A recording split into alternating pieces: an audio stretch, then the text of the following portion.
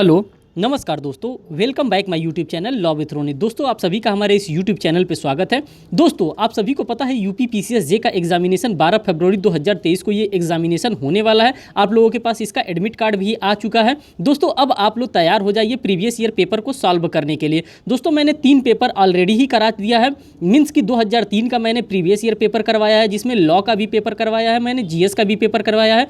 फिर 2006 का भी मैंने पेपर करवाया है, जिसमें सिर्फ और सिर्फ लॉ का पेपर मैंने करवाया है। और आज जो नेक्स्ट आपके सामने लेकर के आ रहा हूं ये भी दोस्तों लॉ का ही पेपर है, जो कि 2012 का पेपर है। पहले मैं सभी लॉ के पेपर को करा दे रहा हूं, फिर इसके बाद से जीएस का पेपर एक साथ मैं सभी का करा दूंगा। जी हाँ दोस्तों, बिना देर किए इस वीडियो को हम स्टार्ट करते हैं। दोस्तों एक स्ट्रेटजी आपके साथ मैं ये शेयर करना चाहता हूं कि अगर आप प्रीवियस ईयर पेपर को कर लेते हैं तो उसमें से मान के चलिए कि कुछ ना कुछ आपको क्वेश्चन पॉजिटिवली यहाँ से मिलने वाला है, और वो जो क्वेश्चन मिलेगा आपको उसका आप सटीक सही आंसर लगा करके आएंगे। दोस्तों अगर आप हमारे चैनल पर नए हैं तो चैनल को सब्सक्राइब करें, वीडियो को लाइक करें और बेल बटन दबाना तो बिल्कुल ही ना भूलें, जिससे कि मैं कोई भी लेटेस्ट अपडेट लेके आऊं वो आपको आसानी से मिल सके। दोस्तों किसी का AIBE का एग्जामिनेशन है तो वो कमेंट करके जरूर हमसे बता सकता है कि हाँ उसका भी AIB का एग्जामिनेशन है और उसका सेंटर भी प्रयागराज में गया है। जी हाँ दोस्तों, तो अब बिना देर किए हम इसको स्टार्ट करते हैं। देखिए जो उत्तर प्रदेश सिविल जज प्रारंभिक परीक्षा 2012 का ये पेपर मैं आपके सामने लेके आ रहा हूँ, जो कि हूबहू यही पेपर इसी टाइप का यही पेपर आया था,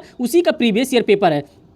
अब यहाँ पे आप क्वेश्चन का वेटेज देख सकते हैं कि हाँ कितने नंबर आप क्वेश्चन यहाँ से पूछे गए थे। देखिए विधि शास्त्र से उस टाइम 2012 में यहाँ पे 21 क्वेश्चन पूछे गए थे। अंतर्राष्ट्रीय विधि एवं संगठन से 19 क्वेश्चन पूछे गए थे। वर्तमान अंतर्राष्ट्रीय प्रकरण से 14 क्वेश्चन पूछे गए थे। भारत के संविधान से 21 क्वेश्चन पूछे गए थे। तो दोस्तों आप यहाँ पे मिला सकते हैं कि जूरिस्प्रूडेंस का यहाँ पे वेटेज क्या है, इंटरनेशनल करंट अफेयर्स का वेटेज क्या है, यहाँ पे इंटरनेशनल करंट ऑर्गेनाइजेशन का वेटेज क्या है, और उसके बाद से बात करते हैं TPA की। संपत्ति अंतरण अधिनियम से 9 क्वेश्चन पूछा गया था। भारतीय साक्ष्य अधिनियम से 6 क्वेश्चन पूछा गया था। भारतीय दंड संहिता से यहाँ पे 28 क्वेश्चन पूछा गया था दंड संहिता से। फिर उसके बाद से सिविल प्रक्रिया संहिता से 12 क्वेश्चन पूछा गया था। भारतीय संविधान से यहाँ पे 20 क्वेश्चन पूछा गया था। तो इस तरह करके पूरा 150 क्वेश्चन यहाँ पर पूछा गया था एग्जामिनेशन में। अब दोस्तों यहाँ पे हम स्टार्ट करते हैं बिना देरी किए हुए। देखिए यहाँ पे पहला जो क्वेश्चन है हमारे पास वो जूरिस्प्रूडेंस का है, मीन्स की विधि शास्त्र का है। किसने समाज के अस्तित्व के लिए आंशिक नैतिकता आवश्यक है, यह किसका संप्रेषण है, ये किसके द्वारा कहा गया है? जी हाँ दोस्तों, तो ये हार्ट के द्वारा कहा गया है, हार्ट महोदय के द्वारा। देखिए हार्ट क्या कहते हैं, हार्ट नैतिकता को विधि का आवश्यक तत्व मानते हैं। इसी कारण उन्होंने संप्रेषित किया है कि समाज के अस्तित्व के लिए आंशिक नैतिकता आवश्यक होनी चाहिए। इनका मानना है कि समाज के लिए नैतिकता आवश्यक होना चाहिए। नेक्स्ट क्वेश्चन की बात करते हैं। विधि की प्रकृति सार्वभौमिक नहीं है, भाषा की भांति यह व्यक्तियों और काल के साथ परिवर्तित होती रहती है। जी हाँ दोस्तों, ये परिवर्तित होती रहती है। ये बात किसके द्वारा कहा गया है? तो सैविग्नी के अनुसार विधि का स्वरूप सार्वभौमिक नहीं होता है, इन सभी साधनों में समान रूप से लागू किया जा सकता है। एक देश की भाषा या विधि दूसरे पर लागू नहीं की जा सकती है। एक देश का भाषा, जिसकी मान लीजिए कि किसी देश का भाषा है, हमारे देश पे क्यों वो बाइंडिंग किया जाएगा, क्यों थोपा जाएगा? इस तरह से लागू नहीं की जा सकती। किसी देश की विधि वहाँ की जन समुदाय लोक चेतना की प्रतीक होती है। मीन्स की सैविग्नी जी के द्वारा लोक चेतना का सिद्धांत भी दिया गया था। मीन्स की वोल्काजिस्ट का भी सिद्धांत यहाँ पे प्रोपाउंड किया गया था वोल्काजिस्ट से। नेक्स्ट क्वेश्चन हम देखते हैं, क्वेश्चन नंबर 3। न्यायाधीश केवल विधि की खोज नहीं करते परंतु विधि का निर्माण भी करते हैं। इस विचारधारा के कौन समर्थक है? तो ग्रे महोदय जो है इसके समर्थक है। दोस्तों इन्हीं के बारे में बताया जा रहा है। क्वेश्चन नंबर 4 की बात करते हैं। विधि के स्रोत की विवेचना करते हुए निम्नलिखित में से किसने कहा है कि न्याय संविधि के मृत शब्दों में जीवन फूकने का कार्य करती है? तो दोस्तों ये भी बात ग्रे महोदय के द्वारा बताया गया। इनके एक्सप्लेनेशन को देख लीजिए। विधि के स्रोत की विवेचना करते हुए ग्रे ने कहा है कि न्यायालय संविधि में मृत शब्दों में जान फूकने का काम करती है। इसी प्रकार से ये कोटेशन आएगा और ये कोटेशन हूबहू आपको ऐसे ही याद करके रखना है, क्योंकि इसमें कुछ लर्न करने वाली बात नहीं है। क्वेश्चन नंबर 5 की हम दोस्तों बात करते हैं। निम्नलिखित में से कौन सा सही सुमुच्चय है, मीन्स कि कौन सा सही सुमेलित है? तो दोस्तों अब इसके एक्सप्लेनेशन से हम देख लेते हैं कि क्या इस सही सुमेलित किया गया है। तो देखिए इसके एक्सप्लेनेशन पे दोस्तों हमको टाइम भी नहीं बर्बाद करना है और अपना सारा क्वेश्चन भी करना है, क्योंकि इसमें 150 क्वेश्चन है पूरा। बेंथम तथा ऑस्टिन विधि की विश्लेषणात्मक शाखा के प्रवर्तक है, जबकि रास्को पाउंड समाजशास्त्री शाखा के प्रवर्तक है, तथा हेनरी मेन ऐतिहासिक शाखा के मुख्य विधि शास्त्री हैं। हेनरी मेन जो है वो ऐतिहासिक शाखा के मुख्य विधि शास्त्री माने जाते हैं। क्वेश्चन नंबर 6 दोस्तों, ये चीज़ तो अब आपको लर्न होता गया होगा, क्योंकि मैंने बहुत लेक्चर में अपने इस तरह से बातें आपको ये बताई है। निम्न में से कौन सा कब्जा अर्जन करने की रीति नहीं है? किससे हम लोग कब्जा अर्जित नहीं करते हैं, तो अर्जन से हम लोग कब्जा का नहीं करते हैं। लेना बाय टेकिंग, परिधान बाय डिलीवरी, विधि में परिवर्तन by the operation of law के द्वारा ये सारी बातें किया जाता है। क्वेश्चन नंबर 7 की हम बात करते हैं, समाज के लिए प्रथा का वही महत्व है जो कानून का राज्य के लिए। यह कथन किसका है? तो दोस्तों ये कथन सामान्य महोदय का। सामान्य महोदय इस प्रकार का कथन करते रहते हैं अक्सर। अब बात करते हैं क्वेश्चन नंबर 8 की। ऑस्टिन की संप्रभुता की अवधारणा निम्न में से किस व्यक्ति के विचारों से प्रभावित होती है? दोस्तों ये हॉब्स के सिद्धांत से प्रतिपादित होती है। संक्षेप में यह कहना उचित न होगा कि यदि ऑस्टिन ने संप्रभुता के सिद्धांत को हॉब्स से ग्रहण किया है तो विधि के सिद्धांत को ब्लैकस्टोन ने विचारों पर आधारित किया है। ऑस्टिन का हॉब्स की संप्रभुता शक्ति का अविभाज्य तथा अपरिमितता को स्वीकार करते हुए यह व्यक्त किया गया है कि विधि ऐसी संप्रभुता शक्ति की समादेश, जो विधि होती है संप्रभुता शक्ति की समादेश होती है, जो हमारी सॉवरेन होती है उसी की देन होती है लॉ। क्वेश्चन नंबर 9 की बात करते हैं, राज्य परिवार तथा सिविल समाज। राज्य परिवार तथा सिविल समाज का संश्लेषण है। यह परिवार के सामान्य सिद्धांत एवं सिविल समाज के विशिष्ट सिद्धांत की एकता है। ये बात किसमें बताई गई है? ये हीगल के द्वारा ये बात बताई गई। क्वेश्चन नंबर 10 की बात करते हैं, विधिक अधिकार से संबंधित निम्न में से कौन सा सिद्धांत इयरिंग द्वारा प्रतिपादित किया गया? दोस्तों हित सिद्धांत जो होता है ये इयरिंग के द्वारा प्रतिपादित किया गया। दोस्तों जब जूरिस्प्रूडेंस का क्वेश्चन ज़्यादा से ज़्यादा आने लगता है तो हमारा दिमाग उस समय एग्जामिनेशन में खराब होने लगता है। इसलिए खराब होने लगता है क्योंकि जूरिस्प्रूडेंस लर्न करने वाला सब्जेक्ट होता है और ये ऐसा नाम होता है जो कि लर्न करना थोड़ा सा दिक्कत होता है। एज ए स्टूडेंट मैं ये फील किया हूँ, मैं ये इसीलिए आपको ये चीज़ें बता रहा हूँ। तो आप कोशिश करिएगा कि जितना ज़्यादा से ज़्यादा हो सके आप जूरिस्प्रूडेंस पे समय दीजिएगा, क्योंकि इसका वेटेज यूपी पीसीएसजे के एग्जामिनेशन में ज़्यादा होता है और यहाँ से कभी कभी 15 क्वेश्चन पूछ लिया जाता है, कभी 18 क्वेश्चन पूछ लिया जाता है। इसका वेटेज दोस्तों कम नहीं होता है क्योंकि ये मेन पार्ट माना जाता है जूरिस्प्रूडेंस यूपी जुडिशरी के लिए। अन्य जुडिशरी के लिए नहीं, लेकिन यूपी जुडिशरी के लिए इसको मेन माना जाता है। क्वेश्चन नंबर 11 की बात देखते हैं, विधि वह है जो न्यायाधीश घोषित करते हैं। यह कथन निम्न में से किसके द्वारा किया गया है? तो ये होम्स के द्वारा किया गया है। इसको जज मेड लॉ भी कहा जाता है होम्स के द्वारा। जस्टिस होम्स के अनुसार यथार्थवादी, इसको रियलिस्टिक थ्योरी के नाम से भी जाना जाता है, इसको रियलिस्टिक स्कूल के भी नाम से जाना जाता है। तो ये अमेरिका के ये प्रतिपादक हैं, होम्स महोदय अमेरिका के एक जज थे। इनके द्वारा ही रियलिस्टिक थ्योरी का वो किया गया है, का विकास किया गया है। क्वेश्चन नंबर 12 की बात करते हैं, विधि शास्त्र वकीलों की बहिर्मुखता का स्वर्ग है। यह बात किसने कहा है? तो ये बात जूलियस स्टोन ने कहा है कि वकीलों की बहिर्मुखता का, लॉयर एक्स्ट्रावर्जन के नाम से आप याद रखिए कि लॉयर एक्स्ट्रावर्जन किसने कहा है? तो ये बात जूलियस स्टोन ने कहा। इस तरह जैसे क्वेश्चन आएगा आप वैसे बिना देर किए इसको आप ऑप्शन मार्क कर सकते हैं कि हाँ भाई जूलियस स्टोन ने क्या कहा है, लॉयर एक्स्ट्रावर्जन की बात कहा। विधि से अभिप्राय, अब विधि से अभिप्राय क्या है? राज्य का संपूर्ण विधि विधान से। दोस्तों जब आप प्रीवियस ईयर पेपर देते हैं तो आपके समझने का और आपके पेपर में बैठ के करने का एग्जामिनेशन में एक लेवल स्टैंडर्ड हो जाता है। तो आप इसको हल्के में लाइटली ना लीजिएगा, आप जरूर इसको सॉल्व करिएगा। इसको बस सुन लेंगे, आपके दिमाग में कहीं ना कहीं रहेगा तो आप कहीं ना कहीं इसमें आंसर पे नंबर आप लेके आएंगे, आपका नंबर नहीं कटेगा।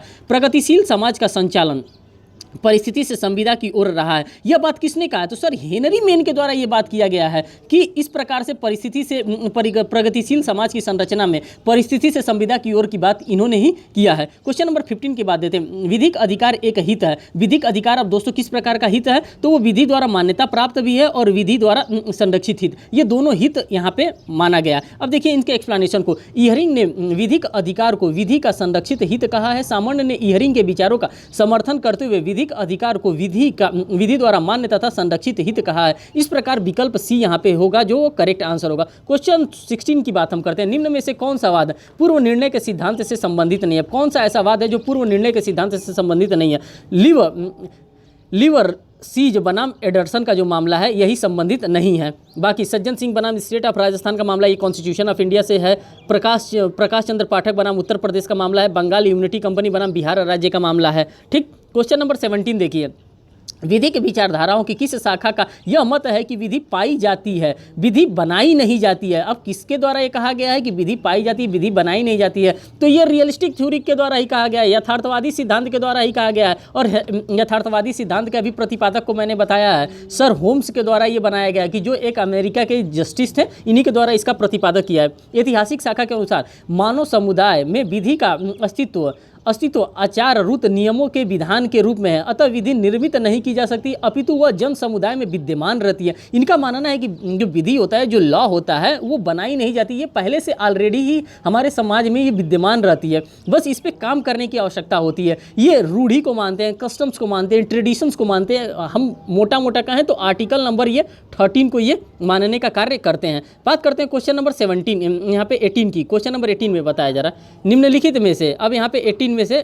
क्वेश्चन नंबर 18 की बात करते हैं दोस्तों। यहाँ पे देखिए क्वेश्चन नंबर 18 में ये कह रहा है, निम्न में से किस अंग्रेजी आंग्ल विधि शास्त्री का जनक कहा जाता है? किसको आंग्ल विधि शास्त्री का जनक कहा जाता है? जो दोस्तों सभी को पता है, ऑस्टिन महोदय के अलावा कोई आंग्ल विधि शास्त्री का जनक नहीं कहा जा रहा है। यद्यपि आंग्ल विधि शास्त्री का जनक ऑस्टिन को माना जाता है, परंतु वास्तव में यह श्रेय बेंथम को मिलना चाहिए था। बेंथम ने सारा काम किया था, लेकिन ऑस्टिन महोदय ने इसको अपना प्रकाशित करा लिया, इसीलिए इनको श्रेय जाने लगा। विधि शास्त्र का विषय विद्यात्मक विधि है। विधि जिसे सहज में और यथार्थ ऐसा कहा जाता है, अर्थात राजनीति वरिष्ठों द्वारा राजनीतिक कनिष्ठ के लिए बनाई गई विधि है, ऐसा कहा है। किसने कहा है? तो ये ऑस्टिन महोदय के द्वारा इस प्रकार का विचार लाए गए। क्वेश्चन नंबर 20 की बात करते हैं, दार्शनिक विचारधारा का प्रमुख विधि शास्त्री कौन था? दोस्तों दार्शनिक की बात हम करते हैं तो दार्शनिक में हीगल महोदय यहाँ पे इंपॉर्टेंट हो जाते हैं, क्योंकि इन्होंने ही दार्शनिक के बारे में कई बार बातें की हैं। हीगल जर्मन दार्शनिक विचारधारा के प्रबल समर्थक माने जाते हैं। उन्होंने कांट के विधिक सिद्धांत को आगे बढ़ाते हुए कथन किया है कि मानव में तर्क बुद्धि होने के कारण वह स्वच्छंद प्राणी है, परंतु फिर भी वह भौतिक नियमों के अधीन होता है। हीगल के अनुसार जो कि उचित है वह वास्तविक है, जो वास्तविक है वही उचित है, जो उचित है वह वास्तविक है, जो वास्तविक है वही उचित है। ये किसके द्वारा कहा गया दोस्तों? ये हीगल महोदय के द्वारा कहा गया। हमको इनको छोड़ना नहीं है। देखिए इसमें 21 क्वेश्चन कहा गया था, तो 21 क्वेश्चन ही पूछा है। इसमें विधि अनिश्चित है और विधि की अनिश्चितता एक विधिक कपोत कल्पना है। जब कपोत कल्पना की बात आएगी, लियोन का ये कथन है। यथार्थवादी की दूसरी श्रेणी में उन यथार्थवादियों की हैं जो विधि के नियमों की एक रूपता पर विचार करना व्यर्थ समझते हैं। इसके विचार में व्यर्थ विधिक नियमों की एक रूपता का अभाव इतना प्रत्यक्ष और संतुष्ट है कि विचार करना व्यर्थ है। फ्रैंक इस मत के पोषक हैं, मीन्स कि फ्रैंक जो जेरेम फ्रैंक हैं ये इस मत के पोषक हैं। ठीक, अब इसमें हम बात करते हैं अंतर्राष्ट्रीय विधि का संगठन। अब यहाँ से इंटरनेशनल ऑर्गेनाइजेशन से रिलेटेड कौन कौन से दोस्तों क्वेश्चन बन रहा है, उन सभी क्वेश्चन के आज हम डिस्कस करने वाले हैं। किसी विधि प्रश्न पर अंतर्राष्ट्रीय न्यायालय, किसी विधि प्रश्न पर अंतर्राष्ट्रीय न्यायालय की हम बात करते हैं।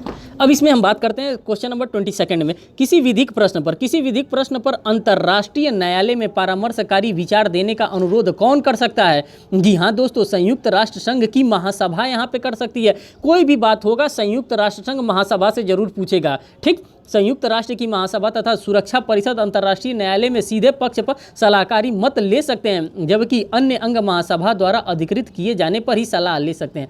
अन्य अंग जो हैं वो अगर उनको कहा जाएगा तभी वो ले सकते हैं, लेकिन यहाँ पे दो अंग इसके बहुत ही इंपॉर्टेंट है। एक तो सुरक्षा परिषद खुद है और दूसरा महासभा, जिसको जनरल असेंबली के नाम से जाना जाता है। दोस्तों इसमें 6 टोटल अंग है थे, इसके 6 टोटल अंग होते। कभी कभी आपसे एग्जामिनेशन में पूछ दिया जाता है कि यूएनओ के टोटल कितने अंग हैं, तो दोस्तों यहाँ पे यूएनओ को टोटल 6 अंग हैं। और इसमें टोटल कितने मेंबर हैं देश? 193 देश इसके मेंबर हैं। ये भी आपको लर्न करके रखना पड़ेगा। इसका जो न्यू मेंबर हुआ है वो साउथ सूडान इसका न्यू मेंबर बना है, जो कि 193 नंबर का जो मेंबर बना है वो इसका दक्षिणी सूडान इसका मेंबर बना है। इस प्रकार से आप क्वेश्चन को ध्यान में रखते रहेंगे। दोस्तों यूएनओ का मैंने एक वीडियो लेक्चर लिया है, आप चाहेंगे तो उसको भी देख सकते हैं। उसमें मैंने इन 6 अंग को मैंने डिटेल एनालिसिस किया है, एक एक चीज़ बताया है कि इसमें कितने मेंबर होते हैं, इसमें कितने मेंबर होते हैं, ये किस प्रकार से काम करता है। आप उसको चाहेंगे तो आप देख सकते हैं। आपका यूएनओ से एक भी क्वेश्चन आएगा वो गलत उसमें से नहीं होने वाला है। अगर क्वेश्चन आता है तो उसमें से गलत नहीं होगा, क्योंकि जितना आना चाहिए एग्जामिनेशन में उतना उसको मैंने डील कर लिया है।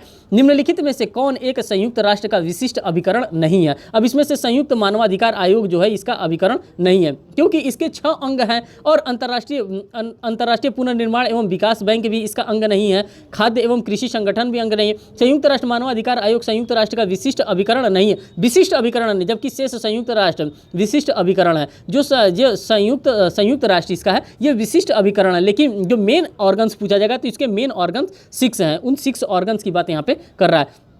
नेक्स्ट क्वेश्चन नंबर 24 की हम बात करते हैं। द यूरोपियन यूनियन में वर्तमान में कितने सदस्य हैं? यूरोपियन यूनियन की बात कर रहा है, ईयू में कितने सदस्य हैं? तो यहाँ पे 27 की बात कर रहा है। जो यूरोपियन यूएन देश है उसमें कितने सदस्य? 27। यूरोपियन यूनियन में वर्तमान में 27 सदस्य हैं। 1 जनवरी 2009 को बुल्गारिया तथा रोमानिया को नए सदस्य के रूप में इसमें शामिल किया गया। क्वेश्चन नंबर 25 की बात करते हैं। निम्न में से कौन सा संयुक्त राष्ट्र संघ का अंग नहीं है? अब कौन सा इसमें संयुक्त राष्ट्र संघ का अंग नहीं है? देखिए ये इंपॉर्टेंट है हमारे लिए, वो फर्जी है, छोड़िए इसको देखिए। महासभा हमारे लिए है, सचिवालय है, न्यासिता परिषद है, सुरक्षा परिषद है, आर्थिक एवं सामाजिक परिषद है और अंतर्राष्ट्रीय न्यायालय। ये हमारे लिए इंपॉर्टेंट है। और उसमें भी सबसे इंपॉर्टेंट अगर हम देखें तो हमारे लिए अंतर्राष्ट्रीय न्यायालय है हमारे यूपी पीसीएस जे के एग्जामिनेशन के लिए। और उसके बाद से जो सेकंड नंबर पे हमारे लिए इंपॉर्टेंट है वो दोस्तों सुरक्षा परिषद है, और फर्स्ट नंबर पे इंपॉर्टेंट हमारा महासभा है।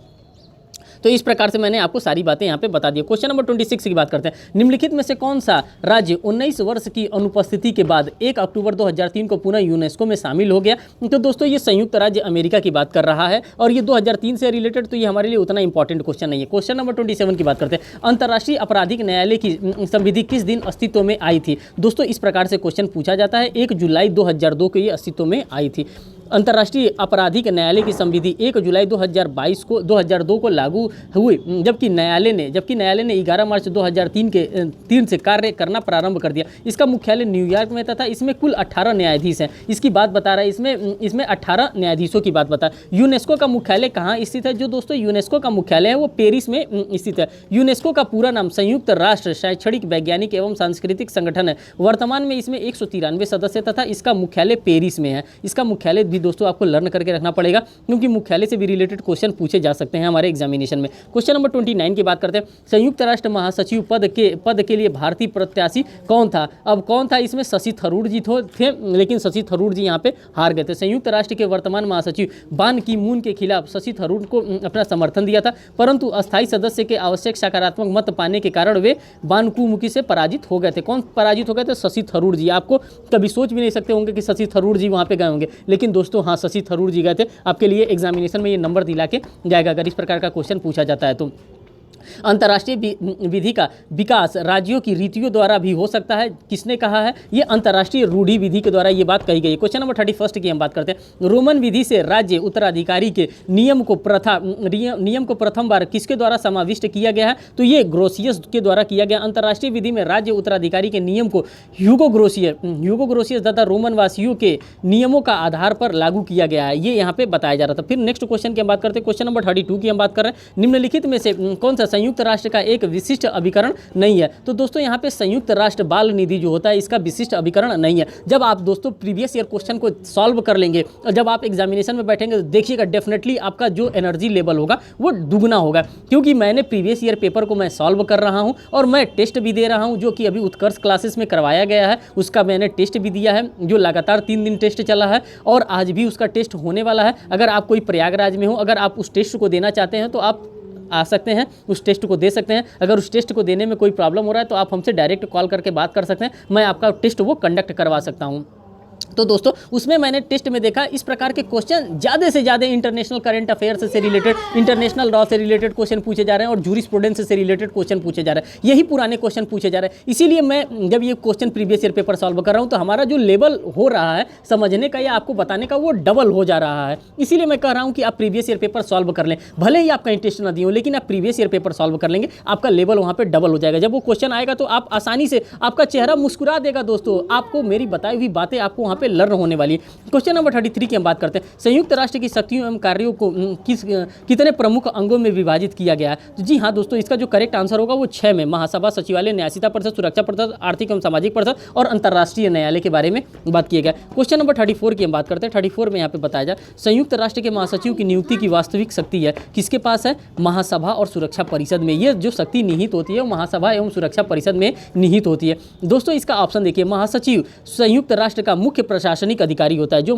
प्रशासनिक अधिकारी होता है, इस समय अभी एंटोनियो गुटेरेस जी थे, जो कि 2017 में इनकी नियुक्ति हुई थी। अभी उनकी नियुक्ति महासभा तथा सुरक्षा परिषद द्वारा 4 वर्षों के लिए की जाती है। 2017 में एंटोनियो गुटेरेस जी हुई थी। अब देखिए 17 से अब 23 चल रहा है, अभी तक एंटोनियो गुटेरेस जी यहाँ पे महासचिव के पद पर बैठी है। क्वेश्चन नंबर 35 की बात करते हैं। किस देश की संसद ने 6 सितंबर 2011, ये हमारे लिए ऑब्सोलीट है क्योंकि 6 सितंबर 2011 का क्वेश्चन पूछ रहा है, हमें करंट क्वेश्चन इनका नहीं सॉल्व करना। क्वेश्चन नंबर 36 की बात करते हैं। सुरक्षा परिषद संयुक्त राष्ट्र चार्टर के किस अनुच्छेद के अंतर्गत किसी राज्य के विरुद्ध बल प्रयोग कर सकती है? तो ये अनुच्छेद यहाँ पे पूछ दिया है, तो अनुच्छेद 42 में ये बात कही गई है दोस्तों। और ये किसके अनुच्छेद में पूछी गई है? तो ये सुरक्षा परिषद के अनुच्छेद के बारे में पूछा है। अनुच्छेद 41 के अंतर्गत सुरक्षा परिषद शांतिपूर्ण तरीके का सहारा लेते हुए जिनमें विफल रहने पर अनुच्छेद 42 के अंतर्गत संबंध देश के विरुद्ध सशक्त कार्यवाही कर सकती है। मीन्स की संबंधित देशों के खिलाफ ये कार्यवाही कर सकती है। क्वेश्चन नंबर 37 की बात करते हैं। न्याय के अंतर्राष्ट्रीय न्याय के निर्णय हस्ताक्षरित होने चाहिए। अब ये भी क्वेश्चन आपके लिए इंपॉर्टेंट होना चाहिए कि किसके द्वारा? न्यायालय के निबंधक के द्वारा इस पर हस्ताक्षरित होने चाहिए दोस्तों। न्यायालय के अध्यक्ष के द्वारा इस पर नहीं हस्ताक्षरित होने चाहिए। उन सभी न्यायाधीश जिन्होंने सुनवाई की थी उसके द्वारा भी नहीं हस्ताक्षरित होने चाहिए। न्यायालय के अध्यक्ष और निबंधक द्वारा भी नहीं हस्ताक्षरित होने चाहिए दोस्तों। ये क्वेश्चन आपके लिए इंपॉर्टेंट है। न्यायालय के निबंधक के द्वारा उस पर हस्ताक्षरित होने चाहिए। ये क्वेश्चन उत्कर्ष के द्वारा भी करवाया गया था। जब प्रीवियस ईयर पेपर आप देखेंगे तो उसमें ये क्वेश्चन था। ठीक, क्वेश्चन नंबर 38 की बात कर रहे हैं। निम्न वक्तव्यों का विचार करिए। अब वक्तव्य क्या है? न्यायालय अंतर्राष्ट्रीय विधि नहीं है, पहली बता रहा है। दूसरा, अंतर्राष्ट्रीय विधि में कोई ऐसा न्यायिक तंत्र नहीं है जो दंड को लागू करने का लागू कर विधि को लागू कराए। दोस्तों इसका जो करेक्ट आंसर है वो डी होगा। दोनों 1 और 2 सही है। दोनों वर्तमान में अंतर्राष्ट्रीय विधि को वास्तविक अर्थ में विधि माना जाता है। इसके निर्णयों को कार्यान्वित करने का अधिकार सुरक्षा परिषद को। सुरक्षा परिषद के विफल रहने पर महासभा को सख्ती के लिए एकता प्रस्ताव के तहत कार्यवाही कर सकता है। एकता प्रस्ताव के तहत वो कार्यवाही कर सकता है। क्वेश्चन नंबर 39 की हम बात करते हैं। संयुक्त राष्ट्र में मानव अधिकार परिषद। क्वेश्चन नंबर ए महासभा की सहायक अंग है। महासभा की सहायक अंग है दोस्तों। जब जूरिस्प्रूडेंस से 21 क्वेश्चन पूछ लिया जाएगा और अंतर्राष्ट्रीय विधि एवं संगठन से 19 क्वेश्चन पूछ लिया जाएगा और वर्तमान अंतर्राष्ट्रीय प्रकरण से 14 क्वेश्चन पूछ लिया जाएगा, तो उस समय हमारा दिमाग काम नहीं करेगा क्योंकि इस पर हमारा कमांड नहीं होता है दोस्तों। जो हमारा कमांड होता है वो हमारे मेन सब्जेक्ट पे होता है, जैसे CPC पे हो गया, CRPC, constitution, contract, Indian evidence act, इन सभी पे हम लोग का कमांड होता है जो कि बेसिकली लॉ के स्टूडेंट होते हैं। इस पर हमारा कमांड कम रहता है। तो दोस्तों कोशिश यही करिएगा कि आपका जो कमांड है जिस सब्जेक्ट पे उस पर कमांड रखे रहिएगा, उसको डेली रिविजन करिएगा। लेकिन साथ साथ दोस्तों इनको ना छोड़िएगा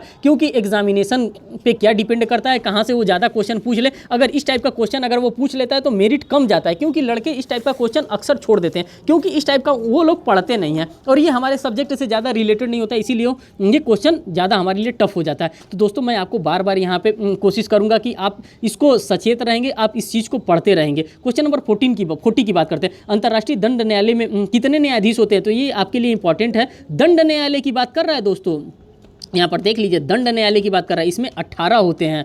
लेकिन जब ICJ की बात करेगा, मीन्स कि इंटरनेशनल कोर्ट ऑफ जस्टिस में, तो यहाँ पे 15 जजेस होते हैं। इनका कोरम कितना होता है दोस्तों? तो यहाँ पे 9 जजेस का यहाँ पे कोरम होगा। अगर 9 जजेस रहेंगे तभी इंटरनेशनल कोर्ट ऑफ जस्टिस चलेगा।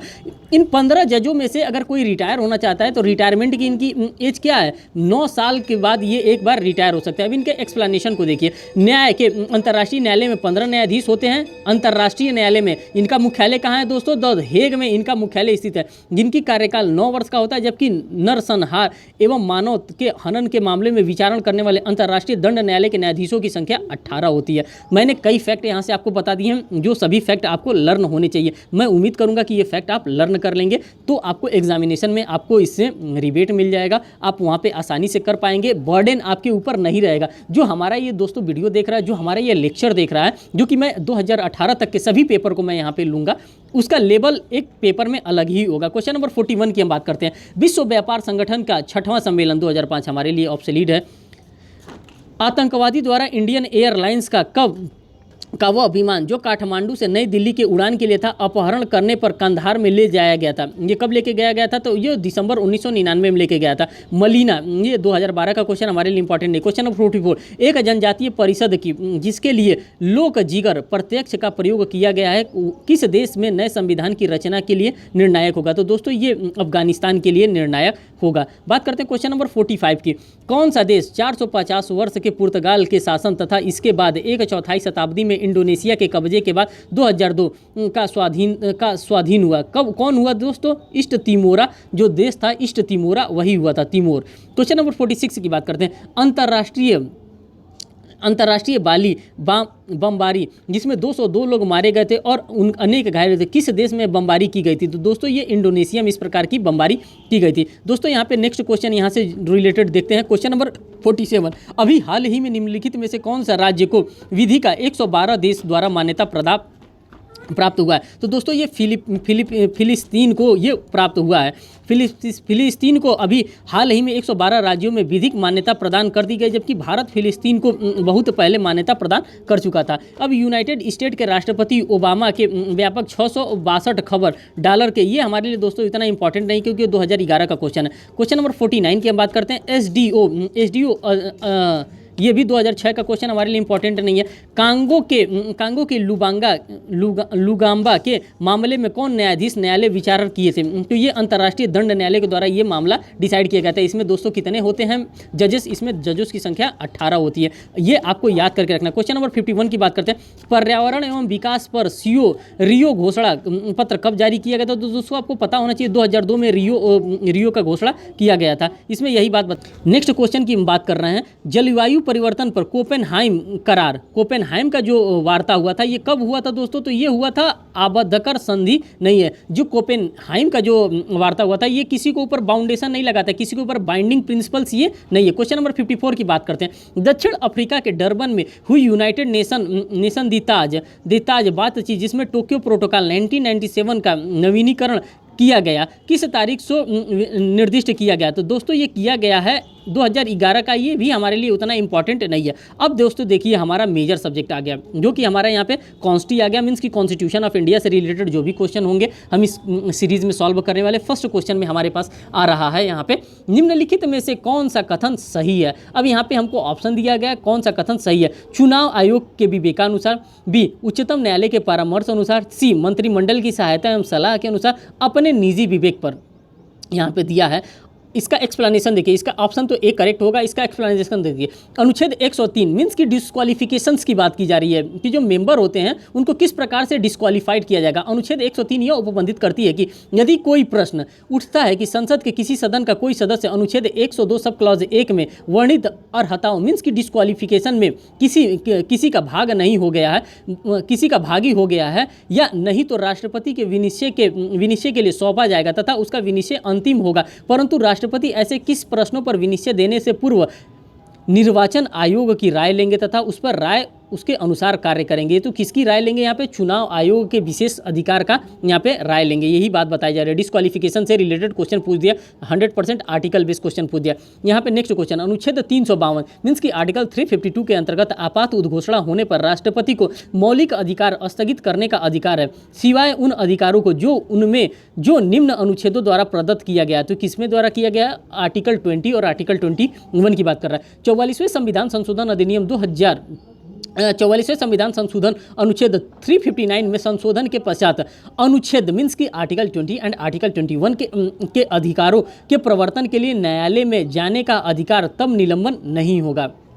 कब? जब 352 का आपात लग जाता है। तो क्वेश्चन नंबर 57 की बात करते हैं। निम्नलिखित में से कौन सा राज्य का नीति निर्देशक तत्व है? दोस्तों अब आप सभी को पता है ग्राम पंचायत का संगठन जो है वो राज्य का नीति निर्देशक तत्व है, इसी को गांधीयन प्रिंसिपल से भी नाम से हम लोग जानते हैं। क्वेश्चन नंबर 58 देखिए, भारत में न्यायिक पुनर्विलोकन का अधिकार किसके पास है? जाहिर सी बात है 226 में हाईकोर्ट के पास है और आर्टिकल 32 में ये सुप्रीम कोर्ट ऑफ इंडिया के बारे में बात है, यही बता रहा है एक्सप्लेनेशन में। आप लोग चाहें तो एक्सप्लेनेशन को पढ़ सकते हैं। क्वेश्चन नंबर 59 की बात करते हैं। राज्यसभा धन विधेयक किस अवधि तक रोक सकती है? अब देखिए यहाँ पे इनके पास ऑप्शन नहीं है, ये 14 दिन तक बस धन विधेयक को रोक सकते हैं, यहाँ पे बात दिया गया। और धन विधेयक किसके अनुमति से पेश किया जाएगा? दोस्तों धन विधेयक कभी भी पेश किया जाएगा तो राष्ट्रपति की पूर्व अनुमति से पेश किया जाएगा। और ये किसके द्वारा कहाँ पे पेश किया जाएगा? ये लोकसभा में पेश किया जाएगा। धन विधेयक लोकसभा द्वारा पारित किए जाने के पश्चात राज्यसभा में उसकी सिफारिश के लिए भेजी जाती है। लोकसभा को धन विधेयक के मामले में अंतिम शक्ति प्राप्त है। राज्यसभा धन विधेयक को ज़्यादातर 14 दिन तक रोक सकती है, उससे ज़्यादा उसको नहीं रोक पाएगी। अगर उसको रोक भी लेती है तो माना जाएगा कि वो पास हो गया वहाँ से भी। क्वेश्चन नंबर 60 की हम बात करते हैं। शिक्षण संस्थानों में अनुसूचित जातियों और अनुसूचित जनजातियों के पक्ष में स्थानों का आरक्षण सम्मिलित है। अब किसमें ये सम्मिलित है? अनुच्छेद 15 सब क्लॉज 4 में ये सम्मिलित है। क्वेश्चन नंबर 61 की बात करते हैं। उच्चतम न्यायालय ने निम्नलिखित में से किस वाद में प्रथम बार अपने पूर्व निर्णय को निरस्त कर दिया था? तो दोस्तों ये बंगाल यूनिटी कंपनी बनाम बिहार राज्य के मामले में इसने निरस्त कर दिया था। दोस्तों ये क्वेश्चन 2003 में भी पूछा गया था, 2006 में भी पूछा गया था और 2012 में भी ये क्वेश्चन पूछा गया। आप मिला लीजिएगा, यही सेम क्वेश्चन पूछा गया था, इसीलिए मैं इस क्वेश्चन पे ज़्यादा वेटेज आपके सामने दे रहा हूँ। अब इसके एक्सप्लेनेशन को देखिए। 141 मीन्स कि ये कोर्ट ऑफ रिकॉर्ड की बात कर रहा है। कोर्ट ऑफ रिकॉर्ड की बात क्या कर रहा है? मीन्स कि जो सुप्रीम कोर्ट ऑफ इंडिया का जो जजमेंट होता है वो सुप्रीम कोर्ट ऑफ इंडिया पे बाइंडिंग नहीं होता है, बट जो भी अदर कोर्ट्स होते हैं, जो हाई कोर्ट हो गया चाहे अदर डिस्ट्रिक्ट कोर्ट हो गया, मीन्स कि पूरे इंडिया के टेरिटोरी में सुप्रीम कोर्ट ऑफ इंडिया का जजमेंट बाइंडिंग होगा, यही बात इसमें कह रहा है। तो ये उच्चतम न्यायालय के निर्णयों में से किस वाद में प्रथम बार अपने पूर्व निर्णय को निरस्त कर दिया गया था? तो ये कर दिया गया था बंगाल यूनिटी कंपनी बनाम बिहार राज्य के मामले में दोस्तों कर दिया गया था। ये बात मैं आपको बार बार बता रहा हूँ और आपको ये बात लर्न हो जानी चाहिए कि सुप्रीम कोर्ट का जजमेंट सुप्रीम कोर्ट में बाइंडिंग नहीं होता, लेकिन अन्य जगह बाइंडिंग होता है। केशवानंदा भारती का जजमेंट ले लीजिए, मेनका गांधी का जजमेंट ले लीजिए और उसके बाद से खड़क सिंह का जजमेंट ले लीजिए, केशव मिल का जजमेंट ले लीजिए। मीन्स कि जितने भी judgement supreme court of India के द्वारा पास किए गए हैं इन सभी का जजमेंट बाइंडिंग होगा सभी कोर्ट पे, लेकिन सुप्रीम कोर्ट ऑफ इंडिया का जजमेंट उनके ऊपर खुद ही बाइंडिंग नहीं होगा। ये आर्टिकल नंबर 141 मीन्स की 141 कर रहा है। क्वेश्चन नंबर 62 की बात करते हैं। प्रशासनिक प्राधिकरण अधिनियम 1985 के अंतर्गत मीन्स की ट्राइब्यूनल की बात कर रहा है, और ये कौन सा ट्राइब्यूनल है? कैट है, सेंट्रल एडमिनिस्ट्रेटिव ट्रिब्यूनल की बात कर रहा है, के अंतर्गत राज्य प्रशासनिक प्राधिकरण के गठन कौन कर सकता है? तो ये जाहिर सी बात है, इसका गठन संसद के द्वारा ही होगा। किसी चीज़ का गठन करना होता है, किसी चीज़ का निर्माण होता है, किसी चीज़ की सैलरी देनी होती है, तो दोस्तों ये करता कौन है? ये हम लोग डेफिनेटली जानते हैं कि सारा काम ये पार्लियामेंट का होता है। भारतीय संविधान का 34वां अध्याय 42वें संविधान संशोधन 1976 द्वारा जोड़ा गया 323 क तथा 323 ख में 2 अनुच्छेद हैं। इसके अंतर्गत इसके अनुच्छेदों के अधीन संसद को विभिन्न मामलों में विनिश्चय का विभिन्न प्रकार का अधिकरणों की स्थापना की शक्ति प्रदान की गई है। 1 नवंबर 1985 से विभिन्न न्यायाधिकरणों को स्थापना की गई, मीन्स कि जितने ट्रिब्यूनल बने हैं इसके बाद ही ट्रिब्यूनल का गठन स्टार्ट किया गया। क्वेश्चन नंबर 63 की हम बात करते हैं। पारिवारिक न्यायालय के न्यायाधीशों के उच्च न्यायालय में उन्नयन करने के लिए विचारित नहीं किया जा सकता है। सुप्रीम कोर्ट ने इसे किस वाद में धारित किया है? तो दोस्तों ये विश्वजीत मांझी बनाम स्टेट ऑफ उत्तराखंड के मामले में ये बात कही गई। क्वेश्चन नंबर 64 की हम बात करते हैं। संविधान अनुसूचित जाति आदेश संशोधन बिल 2011 किस राज्य से संबंधित है? ये दोस्तों मध्य प्रदेश राज्य से संबंधित है। अब बात करते हैं क्वेश्चन नंबर 65 की।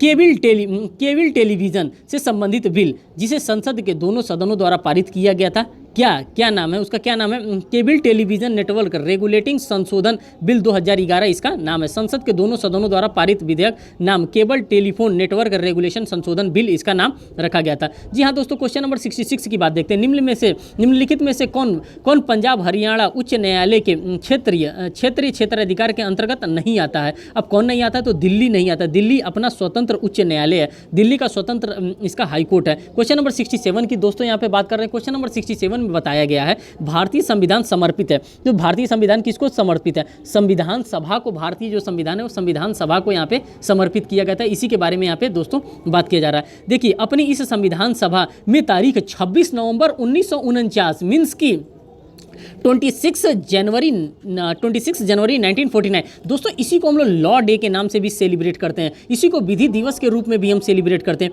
इसी चीज़ के बारे में यहाँ पे बताया जा रहा है। क्वेश्चन नंबर 68 की बात कर रहे हैं। किस संवैधानिक संशोधन ने संविधान में दल विरोध प्रावधानों को लागू किया है? तो ये किया गया था 52वां संविधान संशोधन के द्वारा। ये बात किया गया था। ये दल बदल कानून मीन्स की एंटी डिफेक्शन लॉ को ये मान्यता दिया गया था। और ये शेड्यूल नंबर हमारा 10वां शेड्यूल इसमें इंक्लूड किया गया था। किसमें? कॉन्स्टिट्यूशन ऑफ इंडिया में 10वां शेड्यूल ये दल बदल कानून हमारा है। 11वां में दोस्तों ग्राम पंचायत के बारे में 11वें शेड्यूल में बात किया जा रहा है, और जो 12th शेड्यूल में वो म्यूनिसिपैलिटीज़ के बारे में बात किया जा रहा है। दोस्तों यहाँ से जितना इन्फॉर्मेशन हो सकता था मैंने आपको यहाँ पे ट्रांसफर किया। देखिए इनरी बेरूबरी यूनियन के बाद में उच्चतम न्यायालय ने अभिनिर्धारित किया, क्या अभिनिर्धारित उद्देशिका संविधान का हिस्सा नहीं है। यहाँ पे साफ साफ इसमें बता दिया कि उद्देशिका जो है संविधान का हिस्सा नहीं है। दोस्तों किस बाद में ये बताया था कि संविधान प्रस्तावना जो है संविधान का हिस्सा है? तो दोस्तों वो बता दिया था Kesavananda Bharati versus state of Kerala के मामले में, जिनका जजमेंट 24 अप्रैल 1973 को आया था। दोस्तों ये डेट भी आपके लिए इंपॉर्टेंट है, 24 अप्रैल 1973। इसलिए ये इंपॉर्टेंट डेट है क्योंकि इसी डेट से 24 अप्रैल से हम पंचायती राज दिवस भी मनाते हैं। ये पंचायती राज दिवस के लिए भी हमारे लिए इंपॉर्टेंट है और केशवानंदा जजमेंट के लिए भी ये इंपॉर्टेंट है। बात करते हैं क्वेश्चन नंबर 70 की। उच्चतम न्यायालय और यहाँ पे दोस्तों देखिए क्वेश्चन नंबर 70 की हम बात करते हैं। उच्चतम न्यायालय मूल अधिकारों के अनुपालन के लिए कितनी रिट याचिकाएं जारी कर सकता है? आप सभी को पता है 5 प्रकार की रिट जारी की जा सकती है। बंदी प्रत्यक्षीकरण की, परमादेश की, प्रतिषेध की, उत्प्रेषण की और अधिकार परीक्षा की। ये इतना ही writ supreme court of India के द्वारा भी जारी किया जा सकता है और इतना ही दोस्तों रिट आपके हाई कोर्ट के द्वारा भी जारी किया जा सकता है। आर्टिकल मैं फिर एक बार आपको बता दे रहा हूँ, 226 में आप डायरेक्ट हाई कोर्ट जा सकते हैं और आर्टिकल नंबर 32 के अकॉर्डिंग आप सीधे सुप्रीम कोर्ट ऑफ इंडिया में भी जा सकते हैं। क्वेश्चन नंबर 71 की देखिए, भारत के संविधान में प्रयुक्त शब्द धर्मनिरपेक्षता का अर्थ है। दोस्तों यहाँ पे डी होगा, ए और बी सही है। ए में क्या बताया, राज्यसभा राज्य का कोई अपना धर्म नहीं होगा, सभी धर्मों का समान व्यवहार से देखा जाएगा, किसी भी धर्म के साथ विरोध भाव नहीं किया जाएगा। आप इसको देख सकते हैं, यहाँ पे एक्सप्लेनेशन भी दिया। क्वेश्चन नंबर 72 देखिए, संविधान में 12वीं प्रशिष्टि जोड़ी गई थी। अब ये 12वीं प्रशिष्टि जो जोड़ी गई थी ये 74वें संशोधन के द्वारा जोड़ी गई थी। अब ठीक, फिर यहाँ पे नेक्स्ट दोस्तों यहाँ पे क्वेश्चन नंबर 73 देखिए, यहाँ पे 1978 के 44वें संविधान संशोधन ने क्या किया था, अनुच्छेद 31 को हटाया और अनुच्छेद 301 को जोड़ दिया गया। ये किस संविधान संशोधन से हुआ था दोस्तों? तो ये 44वें संविधान संशोधन के द्वारा इसको किया गया था। और संपत्ति के अधिकार को, जो हमारा फंडामेंटल राइट था, आर्टिकल 19(1)(f) में था, ये था, इसको हटा करके, इसको एफ नहीं जी में था, इसको हटा करके कॉन्स्टिट्यूशन ऑफ इंडिया में उसको डाल दिया गया, हमारा लीगल राइट इसको बना दिया गया, किसको, संपत्ति के अधिकार को, और इसको डाल दिया गया आर्टिकल नंबर 300A में। 44वें संविधान संशोधन 1978 द्वारा अनुच्छेद 31 के लुप्त कर दिया गया और उसे भाग 12 के एक अध्याय संपत्ति के अधिकार के नाम से जोड़ दिया गया, जो कि 300 क के नाम से आज उसको जाना जाता है। क्वेश्चन नंबर 74 की हम बात करते हैं। राज्य की कार्यपालिका शक्ति निहित होती है। अब राज्य की कार्यपालिका शक्ति किसमें निहित होती है दोस्तों? तो राज्यपाल में राज्य की कार्यपालिका शक्ति निहित होती है। मुख्यमंत्री में नहीं होती है, मंत्रिपरिषद में नहीं होती है, मंत्री और मंत्रिपरिषद में नहीं निहित होती है, राज्यपाल में निहित होती है। और संघ की कार्यपालिका शक्ति दोस्तों प्रधानमंत्री में निहित, उसमें राष्ट्रपति में निहित होती है। तो ये दोस्तों ये क्वेश्चन आपको लर्न करके रखना है, क्योंकि ये क्वेश्चन एज यूजुअल पूछ देता है और हम लोग एज यूजुअल गलती भी करके आते हैं। मैं ये भी बता रहा हूँ कि गलती भी लोग करके आते हैं कि नहीं वो तो मुख्यमंत्री में निहित होगा, नहीं तो ये तो मंत्री परिषद में निहित होगा, नहीं वो राज्यपाल में निहित होगा। राज्य का कार्यपालिका शक्ति राज्य में निहित होती है, वो अपनी कार्यपालिका शक्ति का प्रयोग करते हुए स्वयं या अपने अधीनस्थ अधिकारियों के माध्यम से करता है। इस प्रकार का किया गया। क्वेश्चन नंबर 75 देखिए, प्रधानमंत्री अपने आप में एक पृथक वर्ग का गठन करता है। यह कथन किसका है?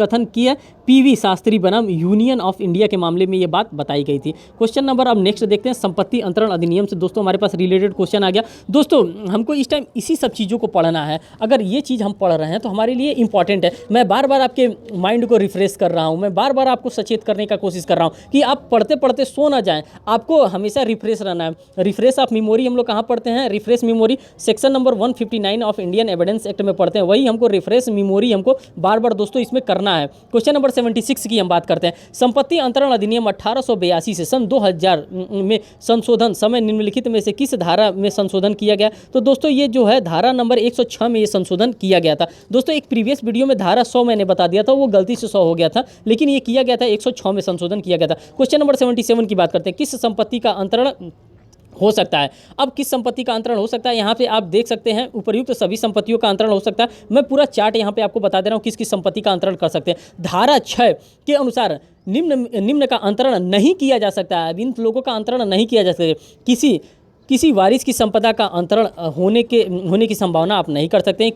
किसी उत्तर भाव संभाव्य करने का अंतरण को नहीं। इसमें नेक्स्ट जो दोस्तों यहाँ पे कह रहा है, किसी उत्तर भाव्य शर्त के कारण पुनः प्रवेश का अधिकरण को नहीं ट्रांसफर किया जाता। कोई सुखाचार अधिष्ठायी स्थल में से पृथक नहीं ट्रांसफर किया जाता। भावी भरण पोषण का अधिकार नहीं ट्रांसफर होगा। वाद लाने का अधिकार मात्र ट्रांसफर नहीं होगा। लोकवाद नहीं ट्रांसफर होगा। वित्तीय एवं राजनीतिक पेंशन को भी ट्रांसफर आप नहीं कर सकते। दोस्तों जब आप सेक्शन नंबर 6 आप खोलेंगे TP एक्ट का, तो वहाँ पर आपको सारी बातें एज यूजुअल मिलेंगी। किसी अपंजीकृत विक्रय की संविदा के अंतर्गत कब्जा हस्तांतरित पर किसी कार्यवाही का अधिकार प्रदत्त नहीं है। संपत्ति अंतरण अधिनियम 1882 की किस धारा में सिद्ध किया गया? तो दोस्तों ये D 53A में किया गया। यहाँ पे ये बात बताई जा रही है। ठीक, अब बात करते हैं क्वेश्चन नंबर 79 की। यहाँ पे निम्नलिखित में से कौन सा अनुयोज्य दावा नहीं है, कौन एक्शनेबल क्लेम नहीं है। दोस्तों यहाँ पे जो मध्यवर्ती लाभ का जो दावा है यही एक्शनेबल क्लेम यहाँ पे नहीं है, इसी की बात यहाँ पे मित्रों की जा रही है। अब यहाँ पर आप देख सकते हैं इसका जो आंसर होगा ए। ठीक, अब बात करते हैं क्वेश्चन नंबर 80 की।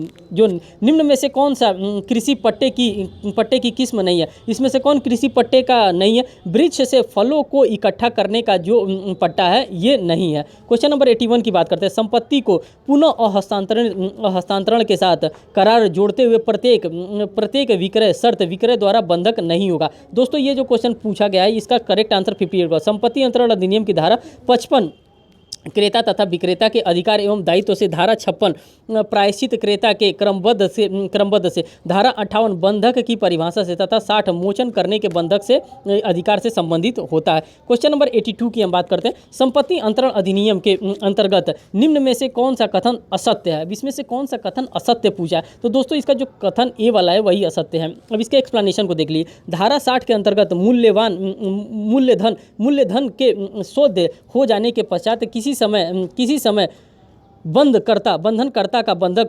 धन को उपयुक्त समय और स्थान में देने का निवेदित करने का होता है। मोचन का अधिकार बंधनकर्ता का सबसे मुख्य अधिकार होता है। ये बात यहाँ पे बताई गई। क्वेश्चन नंबर 83 की यहाँ पे बात बताते हैं। निम्नलिखित में से कौन दान का आवश्यक तत्व नहीं है, तो दोस्तों यहाँ पे दान का जो आवश्यक तत्व नहीं है वो डी नहीं है, अंतरण प्रतिफल सहित होना चाहिए। दान के आवश्यक तत्व धारा 122 के अनुसार निम्नलिखित है। दान स्वेच्छा से बिना प्रतिफल के हो, जो दान होगा उसमें किसी भी प्रकार की कंसिडरेशन की बात नहीं की गई हो। नेक्स्ट, वर्तमान चल तथा अचल संपत्ति का अंतरण होता है। स्वीकृति प्रदान करना होता है। संपत्ति का अंतरण अस्तित्व में होना होता है। दान के प्रभावी होने की तिथि और वचनदाता एवं दान ग्रहीता के बारे में यहाँ पे बात की गई है। नेक्स्ट क्वेश्चन की हम बात करते हैं। क्वेश्चन नंबर 84 की यहाँ पे बात करते हैं। अचल संपत्ति का वर्षानुवर्षी या 1 वर्ष से अधिक का पट्टा हो सकता है। सी वाले में बताएगा पक्षकारों द्वारा इकरारनामा लिखित देने से करार होगा। इस प्रकार का अगर इकरारनामा दिया जा रहा है तो इस प्रकार से इस करार को किया जा सकता है। अब हम नेक्स्ट बात करते हैं। भारतीय साक्ष्य अधिनियम से रिलेटेड जो भी क्वेश्चन पूछे जा रहे हैं इन सभी क्वेश्चन के बारे में हम यहाँ पे बात करने वाले। क्वेश्चन नंबर 85, एक विद्यार्थी को जो कि भारतीय साक्ष्य अधिनियम 1872 की धारा 45 में विशेषज्ञ मान सकता है, यह प्रतिपादक किया जाता है सर्वोच्च न्यायालय ने किसमें प्रतिपादित किया। कानपुर विश्वविद्यालय बनाम समीर गुप्ता व अन्य के बाद में इस बात को प्रतिपादित किया गया। दोस्तों ये बात आप ध्यान में रखिएगा। कानपुर विश्वविद्यालय का केस लॉ है और किस सेक्शन से related, question number section number 45 से ये रिलेटेड। क्वेश्चन नंबर 86 की बात करते हैं। भारतीय साक्ष्य अधिनियम 1872 की धारा 14 निम्न में से कौन सा तथ्य सुसंगत होता है मुख्यतः, तो इसमें उपरोक्त सभी की बात कर रहा है। मन एवं दशा की स्थिति के बारे में बताता है, शरीर एवं दशा की स्थिति बताता है और शारीरिक संवेदनाओं के बारे में बता रहा है। मीन ये तीनों चीज़ों के बारे में बताता है।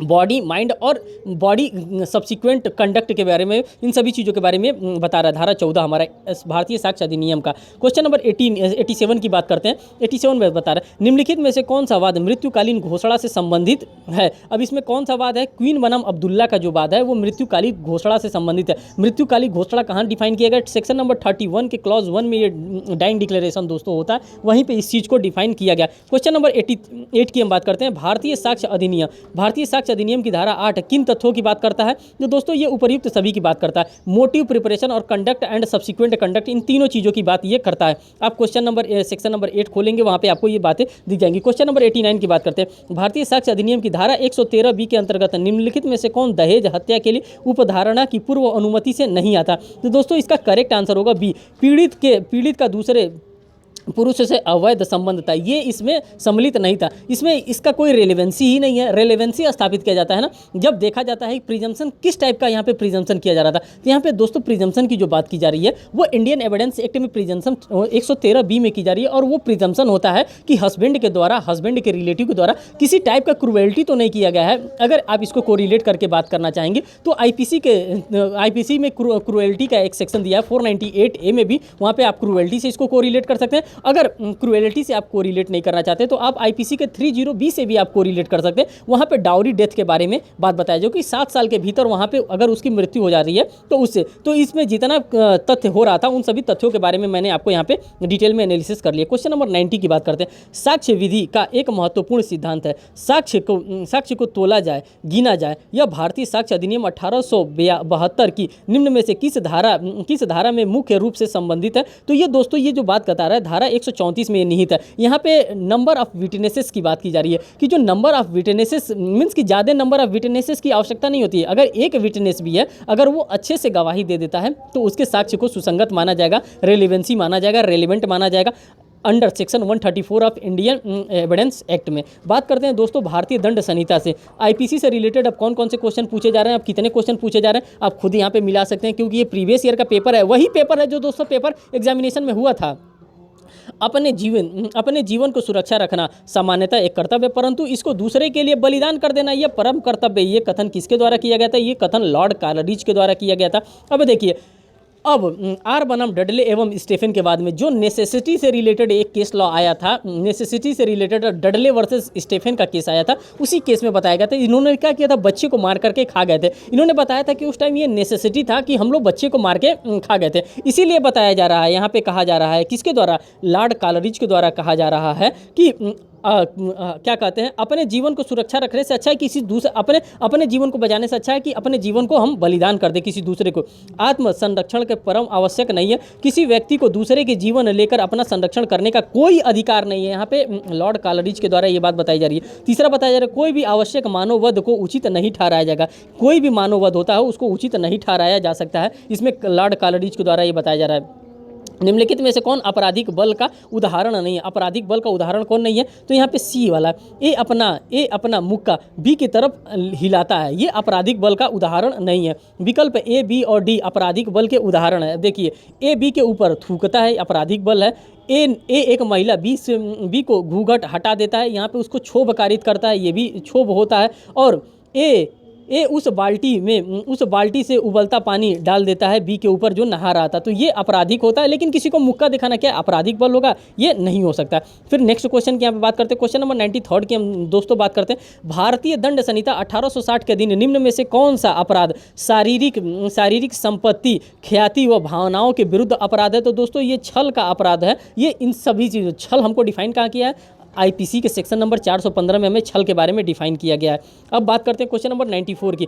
महिला के लज्जा भंग करने संबंधी हमला दंडनीय है। अब महिला का अगर लज्जा भंग करते हैं, इससे संबंधित कौन सा है? तो इससे संबंधित दोस्तों आपका ये 354 है। और इसमें दोस्तों एक केस लॉ को भी मैं आपको बता देना चाहता हूँ, रूपल देव बजाज वर्सेस केपीएस गिल्स का मामला था। और इसमें 354 में दोस्तों सिर्फ 354 नहीं है, इसमें 354 ए है, बी है और सी है और डी है। इन चारों को भी आपको लर्न करके रखना है, क्योंकि ये 354 से क्वेश्चन नहीं पूछेगा, ए बी सी डी से क्वेश्चन आपसे पूछेगा एग्जामिनेशन में, अब जो क्वेश्चन आएगा, क्योंकि अब अमेंड हो गया। क्वेश्चन नंबर 95 की बात करते हैं। एक्स एक हवाई जहाज पकड़ने के लिए भीड़ वाले पथ पर तेजी से गाड़ी चलाता है और यह जानता है कि इससे पूरी संभावना है कि किसी व्यक्ति की मृत्यु हो जाएगी। अब देखिए, उसके पास नॉलेज हो गया, उसका इंटेंशन भी नहीं था मारने का, लेकिन उसके पास सफिशिएंट नॉलेज था। अब नॉलेज की बात आ जाती है। वाई उसकी गाड़ी के से मर जाता है। एक्स किस चीज़ का अपराधी होगा? तो यहाँ पे हत्या के लिए अपराधी होगा, क्योंकि उसके पास सफिशिएंट नॉलेज था कि हाँ, अगर इस प्रकार का मैं एक्ट कर रहा हूँ तो उससे किसी ना किसी की हत्या डेफिनेटली हो जाएगी। तो यही यहाँ पे होगा। क्वेश्चन नंबर 96 की बात करते हैं। भारतीय दंड संहिता की कौन सी धारा स्वैच्छिक मदिरा पान से संबंधित है? तो दोस्तों यहाँ पे इंटॉक्सिकेशन से धारा 86 संबंधित है, जिसमें कि डीपीपी वर्सेस बियर्ड का केस आ जाता है और Vasudev versus state of PEPSU का केस आ जाता है। क्वेश्चन नंबर 97 की हम बात करते हैं दोस्तों। एक पुलिस ऑफिसर, जो एक पुलिस ऑफिसर वारंट के बिना जेड को जिसको वह पकड़ लेता है, ए ने कौन सा अपराध किया है? दोस्तों कोई अपराध नहीं किया गया है, क्योंकि ये मिस्टेक ऑफ फैक्ट में ये काम किया गया है। मिस्टेक ऑफ लॉ में नहीं, मिस्टेक ऑफ फैक्ट में ये काम किया गया है। जब आप जनरल एक्सेप्शन पढ़ेंगे, सेक्शन नंबर 76 से लेकर के 106 ऑफ इंडियन पिनल कोड में ये जनरल एक्सेप्शन के बारे में बताया गया। 98 देखते हैं। प्रत्येक संविधि में दुराशय अंतर्निहित माना जाता है, जबकि इसके प्रतिकूल सिद्ध नहीं किया जा सकता। यह किस वाद में व्यक्त किया गया? तो दोस्तों ये किया गया सिराज बनाम डी रूट एजेंट के बाद में ये मामला दिया गया। सिराज बनाम डी रूट एजेंट के बाद में न्यायाधीश राइट ने इस विचार को व्यक्त किया है। प्रत्येक अधिनियम में मन स्थिति अंतर्निहित होता है। जितना भी हम लोग कार्य करते हैं इसमें मन स्थिति हमारा अंतर्निहित होता है। क्वेश्चन नंबर 199 की बात करते हैं। ए भारत से बी को, जो कि पाकिस्तान से एक विदेशी है, पाकिस्तान में हत्या करने को उकसाता है। बी हत्या के लिए हत्या कर देता है। इस मामले में कौन सा अपराध हुआ है? ए हत्या के दुष्प्रेरण का दोषी होगा। जो यहाँ पे दुष्प्रेरण की बात कर रहे हैं वो हत्या के दुष्प्रेरण का, जब हम लोग आईपीसी का सेक्शन नंबर 108 पढ़ते हैं तो ये उत्प्रेरण के बारे में, वहाँ पे दुष्प्रेरण के बारे में वहाँ पे हमको डिफाइन करता है। क्वेश्चन नंबर 100 की बात करते हैं। देखिए यहाँ पे निम्नलिखित में से किस अपराध में न्यूनतम 5 सदस्यों की आवश्यकता होती है? जाहिर सी बात है, लूट में 5 लोगों की आवश्यकता होती है। 101 की हम बात करते हैं। यहाँ पे देखिए निम्नलिखित में से अनवरत अपराध कौन सा होता है? लगातार कंटिन्यूइंग ऑफेंस कौन होता है? दोस्तों ये अपहरण का अपराध होता है जो कि अनवरत होता है, लगातार, ये कंटिन्यूइंग ऑफेंसेस इसको कहा जाता है। अपहरण एक अनवरत अपराध है, कंटिन्यूइंग ऑफेंस है। मतलब कोई व्यक्ति केवल तभी दंडनीय नहीं होता है जब वो पहली बार किसी व्यक्ति को एक स्थान से दूसरे स्थान पर ले जाता है। वो हर बार अपराध का एक नया अपराध संरचित होता है जो कि व्यक्ति अपराध से संबंधित रहते दंडनीय होता है। नेक्स्ट दोस्तों बात करते हैं क्वेश्चन नंबर 102 के। भारतीय दंड संहिता की किस धारा में दहेज मृत्यु का उपबंध किया गया है? तो दोस्तों ये ऑप्शन 304 बी में ये उपबंध किया गया है। आपको पता ही है कि इसमें 7 साल से भीतर अगर किसी भी महिला की मृत्यु हो जाती है, किसके लिए? दहेज हत्या इसको कहा जाता है। अगर दहेज के लिए हो जाता है तो इसको 304 बी में माना जाता है। और वो इसके ऊपर क्या किया जा रहा है? डावर मांगा जा रहा है, उसको मेंटल प्रेशर दिया जा रहा है, उसको परेशान किया जा रहा है, तो इसको दहेज हत्या माना जाएगा। क्वेश्चन नंबर 103 की हम बात करते हैं। ए एवं बी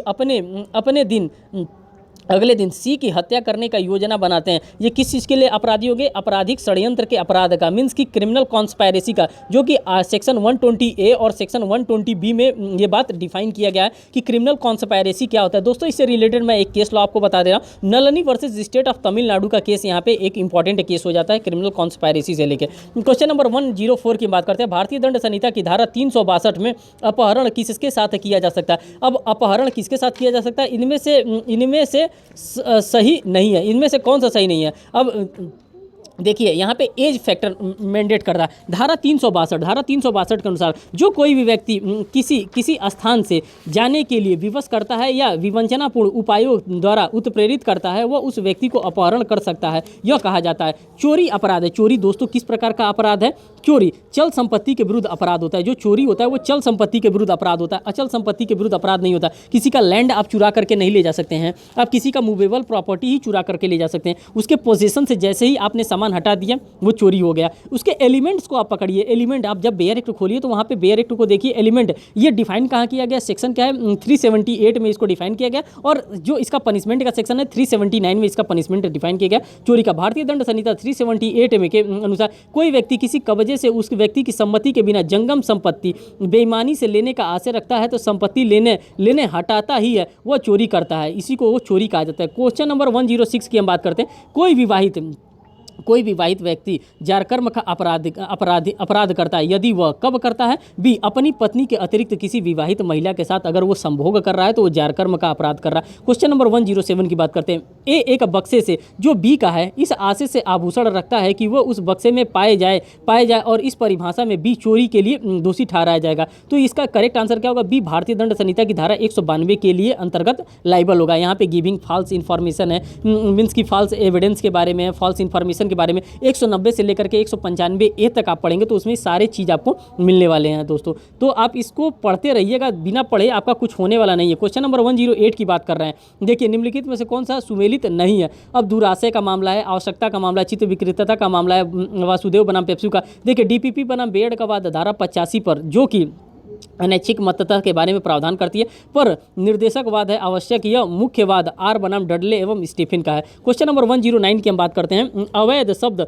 उस हर बात पर लागू होता है। किस बात पर लागू होता है? तो इसमें उपर्युक्त सभी पर अवैध जो होता है वो लागू होता है। तो इस प्रकार से इसमें जो धारा 43 में बताया गया है कि अवैध क्या होता है। अब क्वेश्चन नंबर 110 पे आ रहा है, मीन्स के 110 पे आपराधिक षड्यंत्र गठित करने के लिए क्या आवश्यक नहीं है? तो दोस्तों यहाँ पे 5 से अधिक व्यक्तियों की आवश्यकता नहीं है, जो कि 120B में क्रिमिनल कॉन्स्पायरेसी के बारे में मैंने आपको ऑलरेडी बता रखा है। क्वेश्चन नंबर 111 देखिए। और यह जानते हुए कि उसने पति ब से हत्या की है, ब को वैध दंड से प्रछिन्न करने के लिए जानते हुए छिपा लेती है। तो उसने क्या किया? उसने उसने कोई अपराध किया? नहीं, उसने कोई अपराध नहीं किया, क्योंकि हार्बरिंग का ऑफेंस अन्य व्यक्ति पर लगता है। एक हस्बैंड को वाइफ छिपा सकती है, इसमें उसके लिए हार्बरिंग का पनिशमेंट उसको नहीं दिया गया। दोस्तों ये हार्बरिंग डिफाइन कहाँ किया गया? ये section 52A of Indian penal code में हार्बरिंग को डिफाइन किया गया है।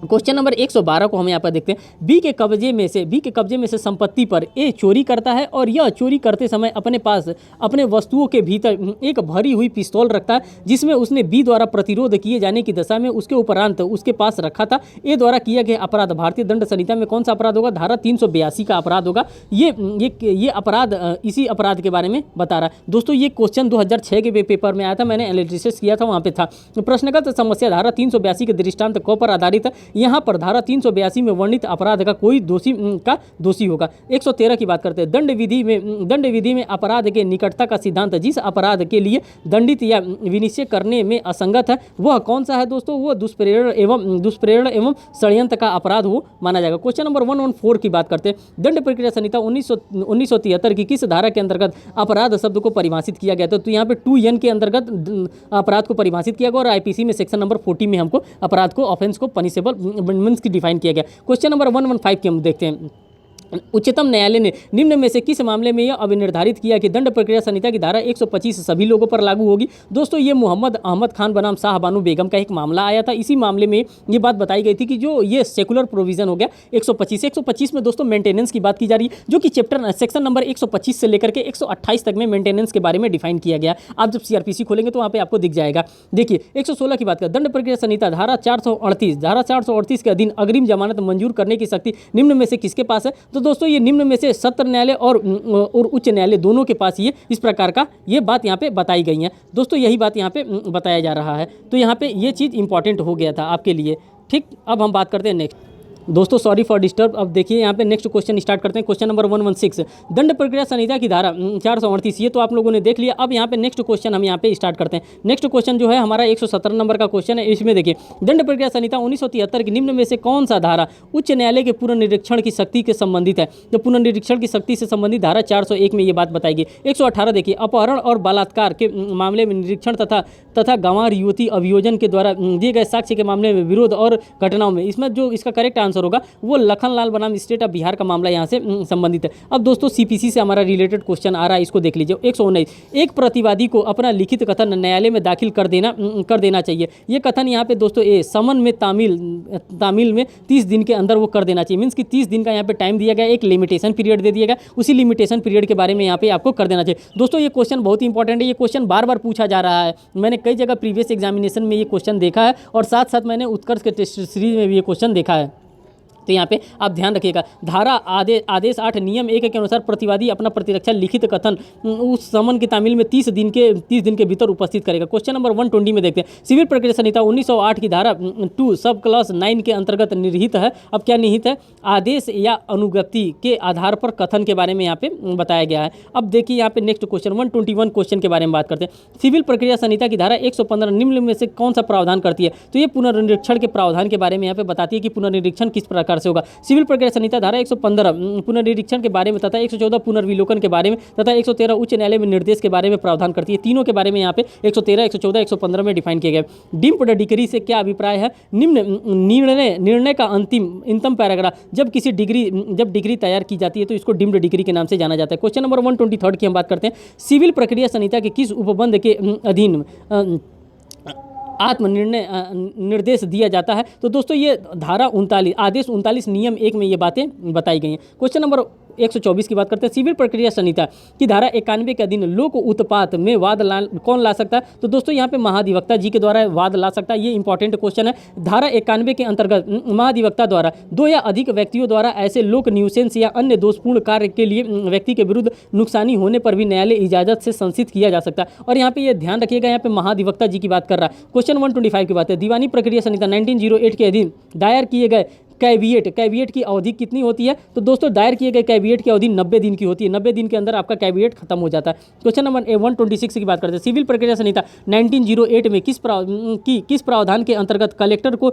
रिसीवर नियुक्त किया जाता है? तो दोस्तों यहाँ पे आदेश 15 ऑर्डर 15 नियम 5 के तहत इसको किया जाता है। रिसीवर की नियुक्ति न्यायालय द्वारा आदेश 40 नियम 5 के अंतर्गत की जाती है, जबकि आदेश 41 नियम 1 के अपील के प्रारूप ज्ञान है। साथ साथ यह भी दिया जाएगा कि बारे में तथा आदेश 41 नियम आधार से तथा 41 के अधीन नियम 2 आधार जो कि अपील किया जा सकेगा प्रावधान दिया गया। प्रापक रिसीवर कौन होता है? रिसीवर किसको नियुक्त किया जा सकता है? दोस्तों न्यायालय का अधिकारी होता है, उसी को प्रापक रिसीवर नियुक्त किया जा सकता है। क्वेश्चन नंबर 28 की बात कर लीजिए। दीवानी प्रक्रिया संहिता 1908 के अधीन एक अपीलीय दायर की जा सकती है, किसके द्वारा दिए ज्ञापक के माध्यम से यहाँ पे दायर की जा सकती है। धारा 41 आदेश 41 नियम के अनुसार अपीलार्थी द्वारा उसके प्लीडर या हस्ताक्षरित ज्ञापन के रूप में की जाएगी। न्यायालय में ऐसा अधिकारी के समक्ष जो न्यायालय इस निमित्त नियुक्त करेगा उपस्थित की जाएगी। ज्ञापन के साथ निर्णय किसी एक प्रति के समलम होगा। क्वेश्चन नंबर 129 की बात करें। निम्न में से कौन सा प्रावधान दीवानी प्रक्रिया संहिता के अनुसार मुजरे से संबंधित है? अब मुजरे से कौन सा संबंधित है? आदेश 8 और नियम 6 यहाँ पे मुजरे से संबंधित है। 130 की बात करें। दीवानी प्रक्रिया संहिता 1908 में निम्न में से किससे संबंध में लागू नहीं होता? अब किससे संबंध में लागू नहीं होता तो यहाँ पर आप देख सकते हैं, इसके एक्सप्लेनेशन को देखिए, डी से संबंधित नहीं है। सिविल प्रक्रिया संहिता 1908 भारत के सभी दीवानी न्यायालयों पर लागू होता है, पर यह किसी विशेष या स्थानीय विधि तथा किसी विशेष विधि के नियमों और विरोधाभास है। यह वरीयता विशेष विधि नियमों पर मिलेगा। अब भारतीय संविदा अधिनियम से रिलेटेड क्वेश्चन हमारे पास दोस्तों आ रहा है। सीपीसी से रिलेटेड जितने क्वेश्चन था उसको मैंने सॉल्व कर लिया। अब यहाँ पे भारतीय संविदा अधिनियम से देखिए 131 नंबर का क्वेश्चन जो है इससे रिलेटेड है। इसमें बता रहा है संविदा विधि के विखंडन का अर्थ है, इसमें क्या है? संविदा का निरसन करना, मीन्स कि संविदा को खत्म कर देना। संविदा को कैसे खत्म किया जाएगा? संविदा का पालन समय द्वारा, संविदा का असंभव होने के कारण, अनुबंध द्वारा, संविदा भंग हो जाने पे इसको इस प्रकार से खत्म किया जा सकता है। नेक्स्ट क्वेश्चन की बात करते हैं। क्वेश्चन नंबर 132 विधि की भूल के कारण संविदा की क्या स्थिति होती है? तो दो विधि की भूल के कारण संविदा शून्यकरणीय नहीं होती है। यहाँ पे शून्यकरणीय की बात नहीं करें। सेक्शन नंबर 21 आप देखेंगे तो वहाँ पे दो बातों बताया जा रहा है। सेक्शन नंबर 20, 21, 22 की बातें बताया जा रहा है। देखिए दोस्तों यहाँ पे 3 बातें बताई जाती है। एक बायलैटरल मिस्टेक होता है, एक यूनिलैटरल मिस्टेक होता है और मिस्टेक ऑफ फैक्ट होता है। जो फॉरेन लॉ का मिस्टेक होता है वो मिस्टेक ऑफ फैक्ट माना जाता है। जो सेक्शन 20 में जो मिस्टेक होता है, जो बायलैटरल मिस्टेक होता है, सेक्शन नंबर 20 में दोनों लोगों की गलती उसको वाइड एब इनिशियो माना जाता है। सेक्शन नंबर 21 में होता है इसको वॉइडेबल माना जाता है। यहाँ पे तीनों कंडीशन को मैंने आपको यहाँ पे एक्सप्लेन कर दिया। अब क्वेश्चन नंबर 133 भारतीय संविदा अधिनियम 1882 की धारा 65 उन कारणों पर लागू नहीं होता जो शून्य है। यहाँ पे डी इसका करेक्ट आंसर होगा, उपयुक्त सभी कारणों पर। धारा 65 के अनुसार जबकि किसी करार को शून्य होने का पता चले जबकि कोई संविदा शून्य हो जाए, वह व्यक्ति जिसने ऐसा करार या संविदा के अधीन कोई फायदा प्राप्त किया है वो फायदा उस व्यक्ति को जिसने उसे प्राप्त किया था परिवर्तित करने या उसके लिए प्रतिकर देने का आबद्ध होगा। क्वेश्चन नंबर 134 की यहाँ पे बात हम करते हैं। जीवन बीमा की संविदा जिसका पालन भविष्य की घटना पर आधारित होगा आती है, किसमें आती है? समाश्रित संविदा के वर्ग में आती है, मीन्स के कॉन्टीजेंट कॉन्ट्रैक्ट के वर्ग में आती है। 135 देखिए, प्रतिफल के विषय में निम्नलिखित में से कौन सा कथन सही नहीं है? अब प्रतिफल के उसके लिए अपरिचित व्यक्ति नहीं ला सकता, उसे के लिए अपरिचित व्यक्ति वाद नहीं ला सकता। ये इसका कोई जब देखिए कंसिडरेशन की बात करते हैं तो दोस्तों ये 2D में हमारा डिफाइन किया गया और जो कंसिडरेशन हो सकता है वो प्रेजेंट में, वो फ्यूचर में, वो पास्ट में, तीनों जगह पे हो सकता है। कंसिडरेशन की हम बात करते हैं। क्वेश्चन नंबर 136 की बात करते हैं। किसने कहा है कि लोक नीति एक अनियंत्रित घोड़ा है? दोस्तों ये क्वेश्चन बार बार पूछा जाता है और न्यायाधीश बोरो जी के द्वारा ये कहा गया है कि लोक नीति जो होता है वो एक नियंत्रित घोड़ा होता है। क्वेश्चन नंबर 137 की हम यहाँ पे बात करते हैं। संविदा अधिनियम 1872 की धारा 182 के अंतर्गत राष्ट्रीय कपड़ा निगम लिमिटेड ये क्या है दोस्तों? तो ये केंद्र सरकार का अभिकर्ता नहीं है। ये जो है वो केंद्र सरकार का अभिकर्ता नहीं है। 138 में देखिए, साधारण प्रस्ताव की स्थिति में स्वीकृति की संसूचना की आवश्यकता नहीं है यदि प्रस्तावक द्वारा संसूचना की जरूरत नहीं बताई गई है और यह मामला धारित किया गया है। किसके द्वारा किया गया है? ये कार्लिल बनाम कार्बोलिक स्मोक बॉल कंपनी के द्वारा किया गया। दोस्तों इसमें एक कंपनी थी कार्लिल बनाम कार्बोलिक स्मोक बॉल कंपनी थी। उन्होंने कहा था कि मैं एक इन्फ्लुएंजा की दवा बना रहा हूं और ये जनरल ऑफर इन्होंने दिया था। कहा था कि जो भी हमारे दवा को लेगा और प्रिस्क्राइब्ड मैनर में इस्तेमाल करेगा, अगर उस मैनर में इस्तेमाल करने के बाद भी अगर वो इन्फ्लुएंजा से पीड़ित हो जाता है तो मैं उनको कंपनसेशन प्रोवाइड करूंगा। लेकिन यहाँ पे महिला कार्लिल नामक जो महिला थी उसने इस दवा को लिया और प्रिस्क्राइब्ड मैनर में खिलाया अपने आंटी को, लेकिन फिर भी उसके आंटी को इन्फ्लुएंजा हो गया तो इसने क्लेम किया कि मुझे वो रकम दी जाए जो इस कंपनी ने ऑफर किया था। यही बात इसमें बताई गई है। बात करते हैं 139 में संविदा के पालन के लिए स्वीकार, संविदा का जो पालन होता है स्वीकार और उपयुक्त समय क्या होना चाहिए दोस्तों, तथ्य का प्रश्न है, ये तथ्य का प्रश्न है। धारा 46 में स्पष्टीकरण के अनुसार युक्त समय का समय है। यह प्रश्न एक विशिष्ट मामले में तथ्य का प्रश्न है। क्वेश्चन नंबर 140 में देखते हैं, जब टेलीफोन पर संविदा की जाती है तो संविदा उस स्थान पर पूर्ण मानी जाती है जहाँ स्वीकृति सुनी जाती है। यह कथन जो है भगवान दास बनाम गिरधारी लाल के मामले में कहा गया था। 141 में, एक बाजीयुक्त करार जिस घटना पर आधारित होता है वो कौन सा घटना होता है, वो अनिश्चितकालीन घटना होता है। अब धारा 30 के अंतर्गत बाजीयुक्त करार का निम्न तत्व अनिश्चित घटना होना चाहिए, पारस्परिक लाभ या हानि की संभावना होनी चाहिए, घटना का किसी नियंत्रण में न हो तथा घटना में कोई अन्य हित नहीं होना चाहिए। ये बात यहाँ पे बता दी। क्वेश्चन नंबर 142 की हम बात करते हैं, निम्नलिखित में से कौन संविदा के लिए आवश्यक नहीं है। तो यहाँ पे संविदा के लिए समुचित प्रतिफल की आवश्यकता होनी नहीं चाहिए। मैंने तीनों चीज़ आपको बताया, तीनों कंडीशन, प्रेजेंट, पास्ट और फ्यूचर, तीनों कंडीशन में वो कंसिडरेशन हो सकता है। 143 देखिए, चल प्रत्याभूति परिभाषित है। चल प्रत्याभूति भारतीय संविदा अधिनियम की धारा 129 में चल प्रत्याभूति को परिभाषित किया गया। नेक्स्ट क्वेश्चन हम देखते हैं दोस्तों, जो हमारे 144 नंबर का क्वेश्चन है, क अमुक कीमत पर ख को गृह बेचने पर पत्र प्रस्थापना करता है, प्रस्थापना का संसूत्रता तक संपूर्ण हो जाता है। अब ये जो इसका करेक्ट आंसर है वो डी है, ख को पत्र प्राप्त होता है। 145 में देखिए, और तथा वो इस गलत विश्वास पर संविदा करते हैं कि विशिष्ट का भारतीय परिसीमन विधि द्वारा वर्जित है। संविदा होगा इस प्रकार का, जो संविदा होगा बी और सी दोनों होगा, बी और सी में बी में शून्य होगा और अवैध होगा। इन दोनों की बात बता रहे। क्वेश्चन नंबर 146 की हम बात करते हैं। यहाँ पर देखिए दोस्तों 146 में क्या कहा, भारतीय संविदा अधिनियम 1872 की धारा 27 के अंतर्गत व्यापार में अवरोध करार क्या होता है, ये शून्य होता है। आप यहाँ से 24 से लेकर के मीन्स की 25 से लेकर के 30 तक इसमें पूरा आपको शून्य करार ही मिलेगा। 147 देखिए, भारतीय संविदा अधिनियम 1872 का निर्वचन खंड उपबंधित है। दोस्तों ये कहाँ से है, धारा 2 में ये उपबंधित किया गया। 148 की हम बात करते हैं। यहाँ पे करार, वह करार जो ऐसा कार्य करने के लिए जो स्वयं असंभव हो जाता है, अगर तो वो करार क्या हो जाता है, शून्य हो जाता है, तो उसको शून्य मान लिया जाता है। सेक्शन नंबर 56 में वो डिफाइन किया गया है। ठीक, बात करते हैं क्वेश्चन नंबर 149 के बारे में। हम यहाँ पे ख के लिए लोक सेवा में नियोजन अभिप्राप्त के माध्यम से 1000 रुपये देने का वचन देता है और क के माध्यम से करार करता है। तो इसका जो करेक्ट आंसर होगा सी होगा, ख के विकल्प पर प्रस्तावित होगा। यहाँ पे लास्ट क्वेश्चन जो है आज का है, तो इसमें बताया गया है, यदि सही बताइए, यदि एक करार का उद्देश्य विधि द्वारा प्रतिसिद्ध ना हो तो वो क्या होगा, तो वो शून्य और अवैध होगा। दोस्तों इस तरह से रहा, इस तरह से मैंने 2012 का पूरा जितना क्वेश्चन था इस सेशन में मैंने ले लिया। दोस्तों अब नेक्स्ट सेशन में जो हमारा इसका नेक्स्ट पेपर हुआ था, 2013 का पेपर हुआ था, उस पेपर को मैं आपके सामने बहुत ही जल्द लेकर के आने वाला हूं। दोस्तों मैं उम्मीद करता हूं कि आप इस पेपर को देख रहे होंगे और इस पेपर से आप एनालिसिस भी कर रहे होंगे कि हाँ आपकी पढ़ाई कहाँ पर चल रही है, आप कहाँ पर स्टैंड कर रहे हैं यूपी पीसीएस के एग्जामिनेशन के लिए। दोस्तों मैं ये भी उम्मीद कर रहा हूँ कि आप पेपर में ज़रूर सफलता पाएंगे। बहुत बहुत धन्यवाद दोस्तों, ये मेरा बेस्ट विशेष है सबके लिए। Thank you.